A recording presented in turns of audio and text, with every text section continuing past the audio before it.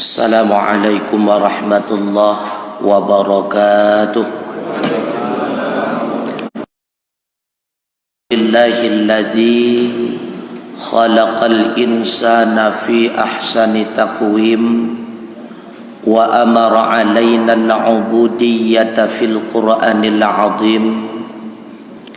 Wassalatu wassalamu ala sayyidina Muhammadin nabiyil mursalin wa ala alihi wa sahbihi wa man tabi'ahum ila yaumiddin. Amma ba'd. Hadirin sidang jamaah insya dan tarawih yang dirahmati oleh Allah Subhanahu wa taala, pengurus BKM Masjid yang kita muliakan, urang si ulun tuan yang kana di tengah-tengah kita bersama, Abu Umi gure-gure ulun tuan Ban Bandung, sidang jamaah insya dan tarawih yang berbahagia. Pernah suatu ketika sahabat bertanya kepada Aisyah, "Ya Aisyah, bagaimana akhlaknya Rasulullah?" Ketika itu Aisyah menjawab, "Kana khulquhu Qur'anan."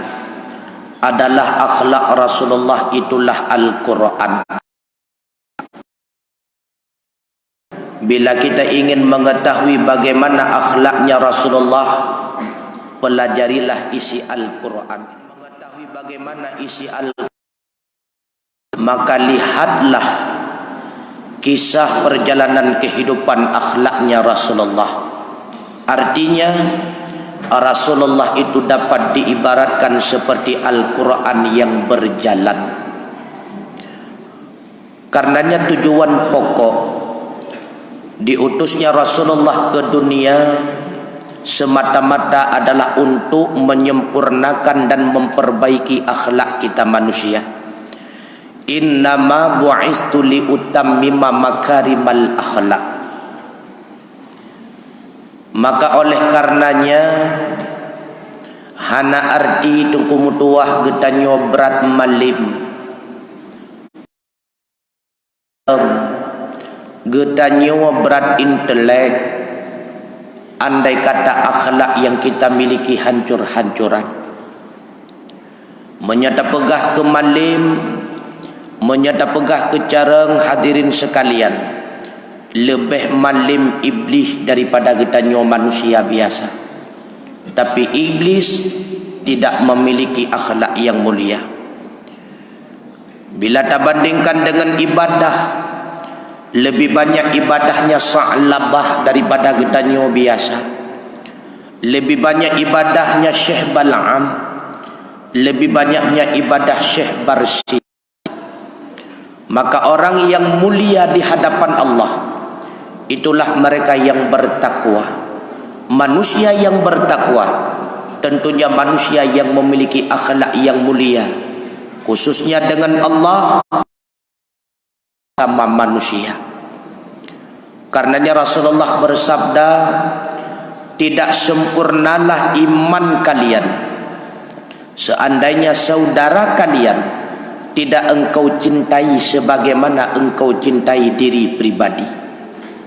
Bahkan Rasulullah bersabda, "Tidak sempurnalah iman kalian andai kata tetangga kalian tidak merasa nyaman hidup dengan keburukan dan kezaliman kalian." Maka hendaknya dengan pelaksanaan amal ibadah puasa ini, satu pendidikan bagi kita sebagai yang sedang melaksanakan amal ibadah puasa untuk mewujudkan akhlak yang mulia. Diharamkan kepada kita mulut berbicara sesuatu yang haram, bahkan menghilangkan pahala puasa. Hendaknya dengan membiasakan yang demikian di dalam Ramadan.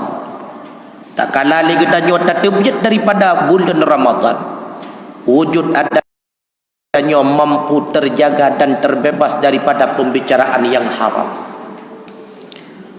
apalagi di segi bahasa-bahasa yang menuduh, yang terkadang tidak mampu kita wujudkan pembuktian, nyo lebih bahaya tunggu mutua. Begitu pula hendaknya dengan kita melaksanakan amal ibadah puasa, mampu kita kendalikan telinga kita daripada mendengar sesuatu yang haram, mampu mengendalikan mata kita daripada melihat yang haram, mampu mengendalikan perut kita daripada mengisi daripada makanan yang haram. Nyo pokok utama tunggu mutua abu yang berbahagia. Maka hendaknya kita mulai dengan berakhlak terhadap diri pribadi. Karena orang yang tidak bisa menghormati dirinya, orang tersebut tidak akan mampu menghormati orang lain. Orang yang tidak berakhlak mulia terhadap dirinya, yakinlah mereka itu pun tidak berakhlak mulia dengan orang lain. Tiban cara akhlak dengan diri pribadi, jaga diri pribadi agar tidak senantiasa terjerumus di dalam maksiat. Rawat diri kita, jaga diri kita, nyo akhlak dengan diri pribadi. Kemudian akhlak kita dengan ibunda, orang yang telah melahirkan kita, orang didik kita. Akhlak kita dengan ayah, beliaulah yang telah memberikan nafkah kepada kita.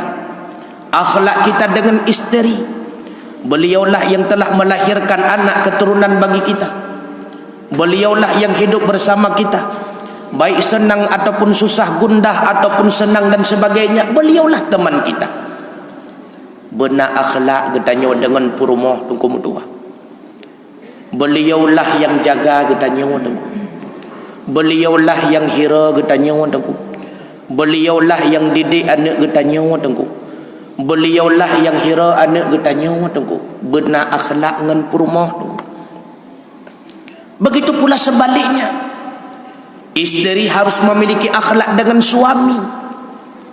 Karena isteri yang baik, kata Rasulullah, khairun nisa, seorang isteri yang baik adalah man tasarruka idza absarta, ketika dipandang oleh suami menyenangkan hati suami. Nyo istri yang nak akhlak, senantiasa menampakkan wajah yang tersenyum di hadapan suami karena ingin menyenangkan hati suaminya. Senantiasa berhias diri di hadapan suami karena menyenangkan hati suaminya. Ini akhlak dengan suami. Nyo jarang takkan londo. Apalagi kita nyo urinang yang kakak Tuhan, lihat Tuhan murah lah. Yang dosa bu, dosa. Makanya man tasarruka idza absarta, itu akhlak. Istri yang baik yang memiliki akhlak mulia dengan suami senantiasa menyenangkan hati suaminya.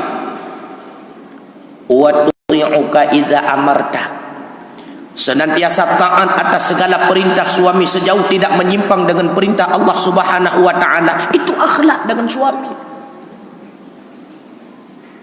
Wa tahfadhu ghaibataka fi nafsiha wa malika, bila mana suami tidak ada di sampingnya, senantiasa dia menjaga dirinya, menjaga harta suami, menjaga kehormatan suami.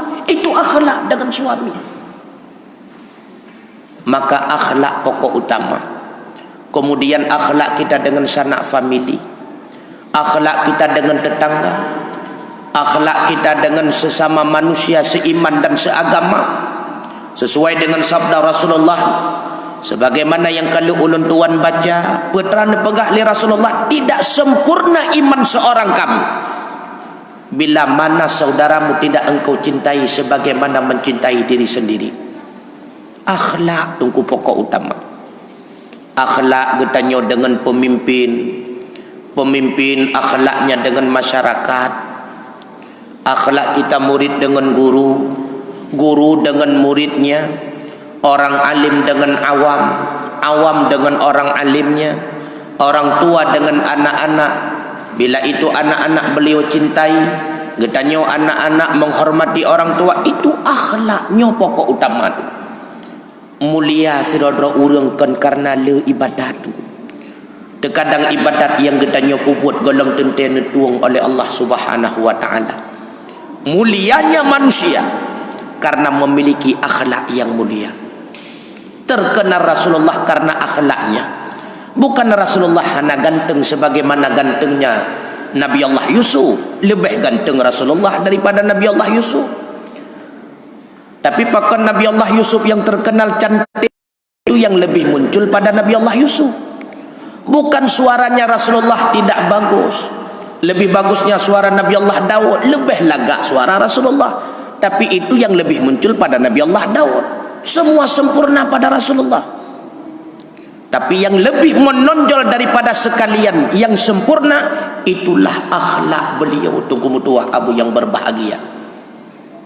Maka udip getanyo mulia idonya, menyegetanyo akhlak mulia.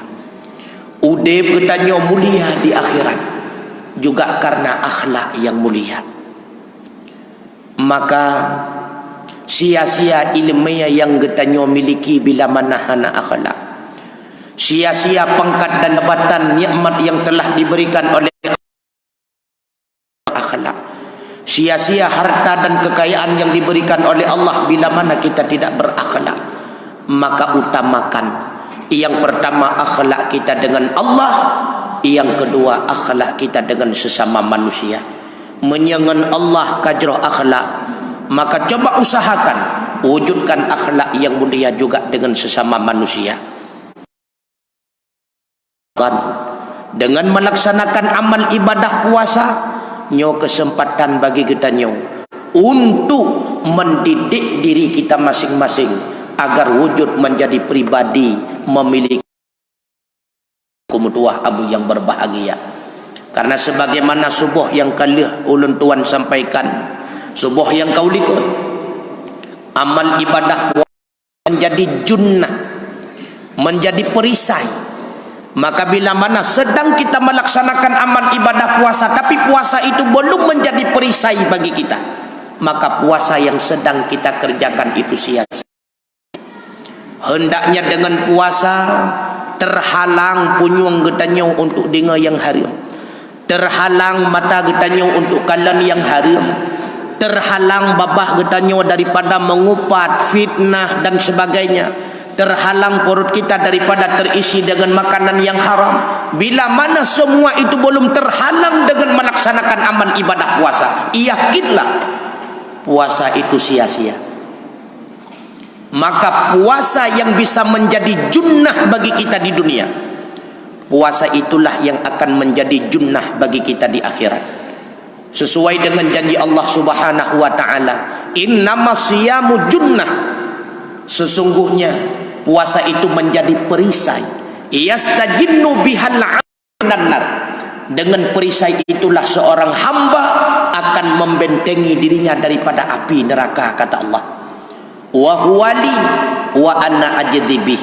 Puasa itu untukku dan akulah yang akan memberikan balasannya. Pakan sebut li Allah Ta'ala puasa itu untukku. Apakah salat zakat bukan untuk Allah? Benar. Pat beda. Puasa itu ibadah sirriyah, ibadah rahasia. Malaikat hafazah sendiri hana getah catat dumna raya pahala. Allah telah menjanjikan, wa ana ajdibih, aku yang akan memberikan balasan bagi orang yang melaksanakan amal ibadah puasa. Puasa yang pakiban, yang berupa balasan di sisi Allah dengan balasan yang sempurna, berupa balasan Allah yaitu syurga. Puasa yang mampu mewujudkan nafsu kita wujud sebagai nafsu yang mutmain. Hanali buruk sangka ke go, hanali menduga-duga go, hanali senang upat go, hanali senang takun ke go. Nyawa orang yang memiliki nafsu yang lagi nyawa ke yang akan merumpuk balasan. Wa ana ajdibih, kata Allah, akulah yang akan memberikan balasannya. Putra balasan Allah hana lain tu kumutuah kadente syurga. Syurga terkhusus bagi orang yang berpuasa yang dinamakan dengan syurga Rayyan. Sawa tamong dalam syurga Rayyan hanya hamba-hamba Allah yang melaksanakan puasa sempurna dalam Ramadan. Tak kala berkumpul semua manusia di padang mahsyar, Allah memanggil para ahli-ahli yang melaksanakan puasa. Ya ayyatuhan nafsul mutmainnah, wahai jiwa-jiwa yang suci, irji'i ila rabbiki radiyatan, kembalilah Tuhanmu ridha kepadamu. Fadkhuli fi ibadi, silahkan engkau masuk bersama hamba-hambaku, bersama para aulia, syuhada dan ulama. Wadkhuli jannati, silahkan engkau memasuki syurgaku. Itulah syurga raya. Wahai ahli-ahli berpuasa dalam Ramadan, bangkitlah engkau semuanya. Buddha kita nyoban Bandung tuku mutua, urung-urung yang berhasil melaksanakan amal ibadah puasa Ramadan. Silahkan engkau masuk syurgaku. Syurga raya terbuka untukmu. Ban Bandung kita nyotamong dalam syurga raya.